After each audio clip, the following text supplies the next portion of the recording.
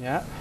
Yeah, we've got the it. same kind of display. With a very, very, very packed display. Yeah. And look, it's better than tofu. It tastes delicious, unlike tofu. Uh-huh. No Water. sodium. No sodium. Yeah. That's good. That is good.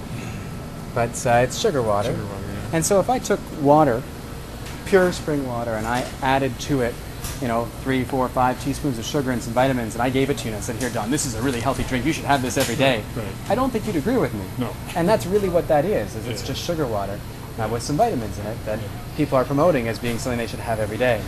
So of course we've got, our Klondike bars. Could you display? Yeah. And we've got our muffins and donuts. Right. Let's see, we've got our chips and pizza with a Coke product. And the pizza, I imagine, pizza looks very similar to the pizza that we saw over at Civic, so large and cheesy. Very high in calories in it. And I would imagine very high in sodium, but it's hard to say. We've got a deli bar with sandwiches. So today is chicken with mashed potatoes and coleslaw, meat lasagna with garlic bread, 2 pork chops with mashed potatoes. And hard to say whether or not the nutritional content of these, but the white rice, the white potatoes, the large portions. The shawarma's canceled for the summer. It's very unfortunate. That's probably one of the healthier choices.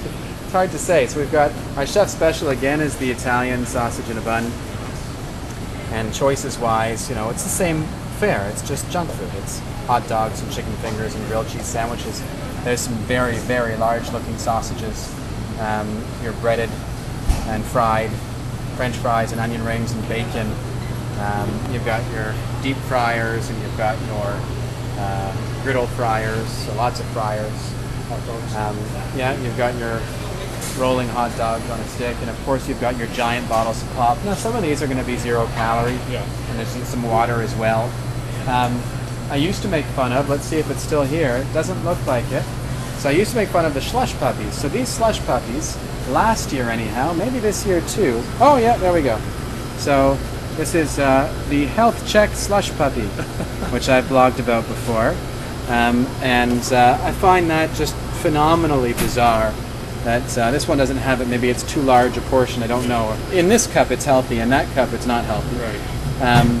But it's an amazing thing to me that sugar water is getting labeled as a 99% fruit juice. So it's the sugar that God produced is somehow different than the sugar that man adds. But just because you make it with fruit juice rather than white table sugar or high fructose corn syrup certainly doesn't make it a healthy choice. Here we have fresh daily sushi.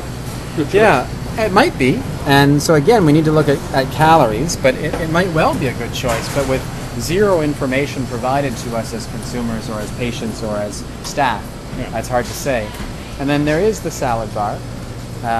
So when I recall, the salad bar here was slightly more robust than the salad bar at the Civic, although they look pretty comparable today. I'd say the Civic one stacks up fairly well with this. Yeah, I do too. And the soups were the same soups as the other, because it's the same Knorr soup bar, which is we know has the same nutritional information, same breakdown. It's the same service provider for the Ottawa General. They don't post their soup information here, unlike at the Civic, right? Yeah, I don't see any here. Although I think that it would be a stretch to call that posting. So you're right. Putting some pieces of paper on the side that you would never know were there, certainly is not posting. It would not be difficult to post the sodium and the calorie content of soups right on their labels. And moreover, it would not be difficult to have soups that did not contain trans fats.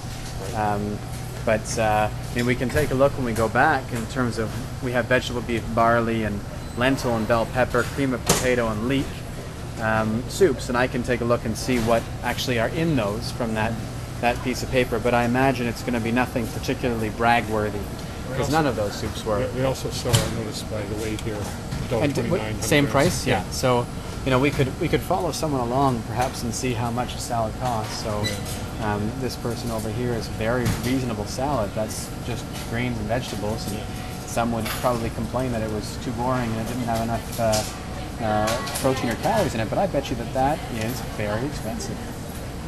More expensive than the far more filling or robust meals that are specials on the other side Yeah. that certainly are not as healthy a choice. Yeah.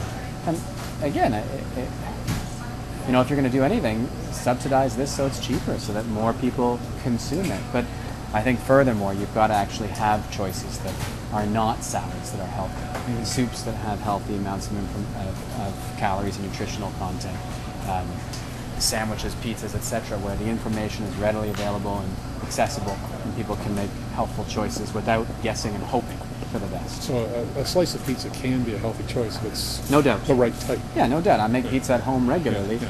and the entire crust has 1,000 calories in it, and we make, you know, tomato sauce from scratch and put light cheese on and don't put it on too thick and put lots of vegetables, and yeah, it can become a very healthy choice. You know, we don't add almost any added sodium. You've got to put a little in or the dough won't rise, but very little. Yeah. It's doable, but it takes more thought and planning Yeah. than we would see here so far anyhow.